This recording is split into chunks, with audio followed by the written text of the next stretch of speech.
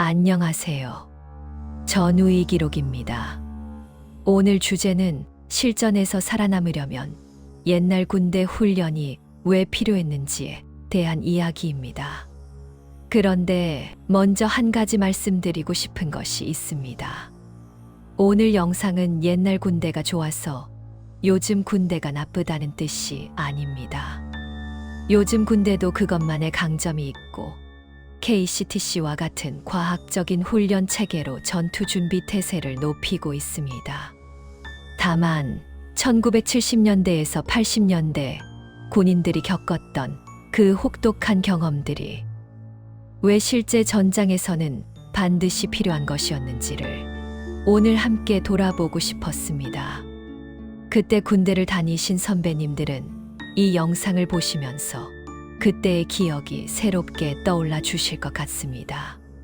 실전에서 살아남으려면 옛날 군대 훈련이 필요한 이유 7가지입니다. 7위. 극한의 굶음을 견뎌내는 능력. 1970년대에서 80년대 군대에서는 의도적으로 굶는 훈련을 했습니다. 왜냐하면 전쟁이 벌어지면 급수보급선이 가장 먼저 끊기기 때문입니다. 당시 군대의 식사는 밥은 그 어떤 부대에서든 먹을 수 있었지만 반찬은 정말 형편없었습니다. 꼭두기 3조각과 김치국 한 그릇이 전부인 날이 비일비재했습니다. 특히 야외 훈련장에서는 밥을 먹어서도 배가 고픈 날이 많았고 장기 야외 훈련 중에는 아예 밥을 못 먹는 날도 있었습니다. 심지어 야외 훈련소에서 먹어야 하는 밥이 며칠간 쌓이는 상황에서도 군인들은 작전을 수행해야 했습니다. 이렇게 굶는 것을 반복하면 신체가 적절한 음식 없이도 며칠간 작전을 수행할 수 있는 적응 능력이 생깁니다. 실제 전장에서는 자신의 배가 고프다는 것을 신경 쓰는 여유가 없습니다. 그때 그 군인들은 그 능력을 몸으로 직접 배웠습니다. 그리고 그 경험은 평생을 남는 것입니다. 6위. 영하 20도에서도 작전하는 체력.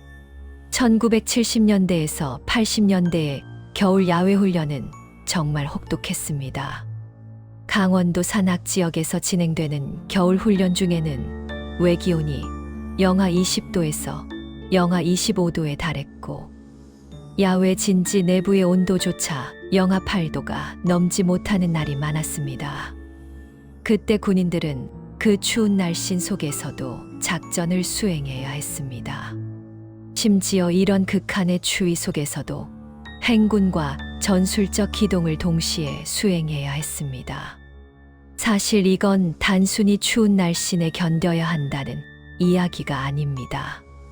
한반도의 지리적 특성상 겨울에도 언제든지 전쟁이 일어날 수 있고 북한은 바로 그 겨울을 이용하여 침공을 감행할 수 있습니다. 실제로 1976년부터 1993년까지 진행되었던 팀스피릿 훈련에서도 한미연합군은 이런 극한의 겨울 환경에서 훈련을 반복했습니다. 아프간 전장에서도 한겨울 영하 온도에서 작전이 진행되었습니다. 그때 그 군인들은 극한의 추위 속에서도 살아남는 방법을 몸으로 기억했고 그게 바로 실전에서의 생존 능력이었습니다. 요즘 군대에서도 겨울 훈련은 여전히 진행되고 있고 그 이유는 바로 이것입니다. 5위. 전투 장비 무게를 등지고 행군하는 체력.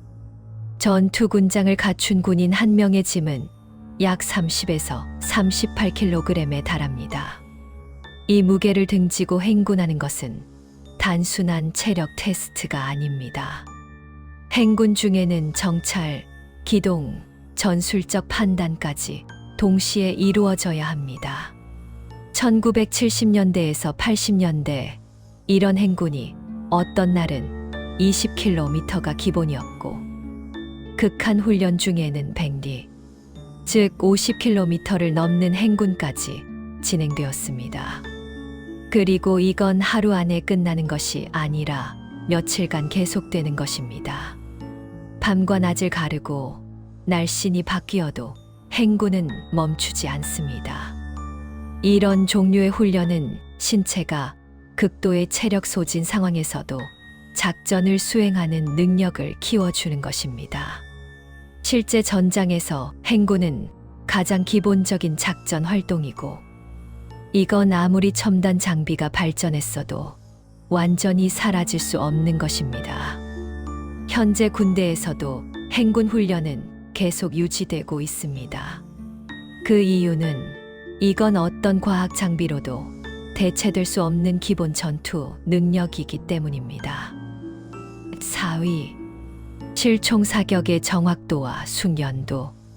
1970년대에서 80년대 군대에서의 실총 사격 횟수는 오늘날과 비교하면 훨씬 많았습니다. 신병 교육 중에만 약 100발을 사격하고 부대로 가면 1년에 약 300발 정도를 사격했습니다. 이게 많다고 느껴지실 수 있지만 사실 이건 북한군과 비교했을 때 우리 군이 더 많은 실총 사격을 하고 있다는 뜻입니다. 알려진 정보에 따르면 북한군은 탄약 부족으로 이내 10년에 30발밖에 사격을 못한다고 합니다. 그만큼 우리 군의 사격 숙련도는 북한군과 비교했을 때 압도적으로 높아져 있었습니다. 다만 사격 횟수 자체는 중요하지만 더 중요한 것은 그 사격이 실제 전투 상황과 얼마나 가까운가입니다. 요즘 군대에서는 KCTC, 즉 과학화 전투훈련단에서 레이저 기반의 실전형 모의 사격 훈련을 하고 있고, 강원도 인제군에 위치한 이 훈련장은 3,300만 제곱미터의 광활한 산악 지형으로 구성되어 있습니다. 실제 마일즈 장비를 사용하여 총탄 명중 여부와 부상, 사망 판정까지 실시간으로 기록되는 체계입니다. 이건 정확도와 숙련도 면에서 오히려 더 효과적인 접근 방법입니다. 옛날과 요즘 방법은 다르지만 목표는 하나로 같습니다. 3위, 진짜 적을 상대하는 심리적 준비. 1970년대에서 80년대 북한의 실제 침공과 군사적 도발이 끊임없이 이루어지고 있었던 시대였습니다.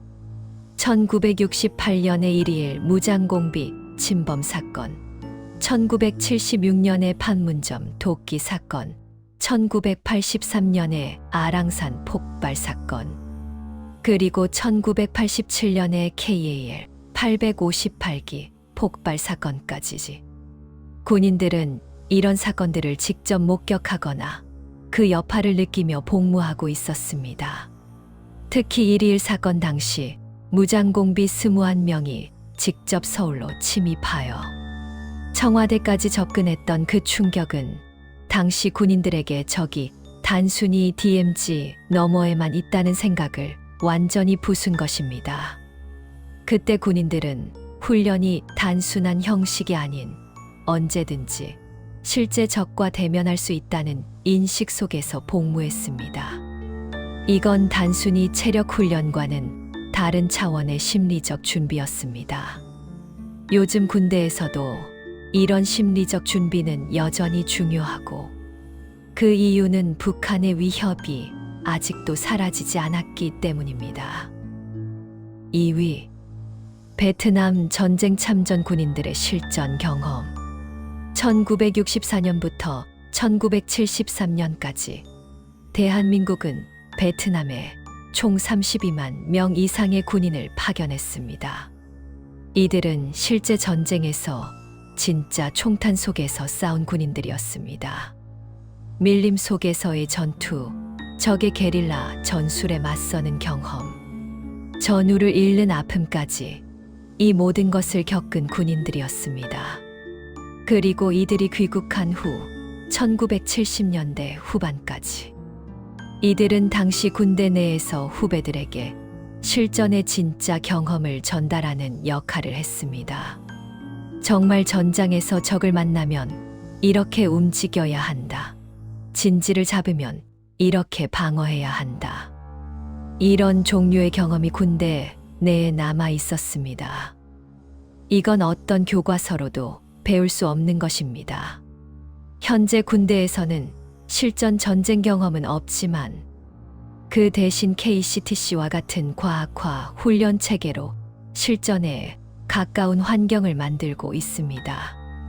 실제로 미군, 호주군, UAE군까지 함께 참가하는 다국적 연합훈련까지 진행되고 있습니다.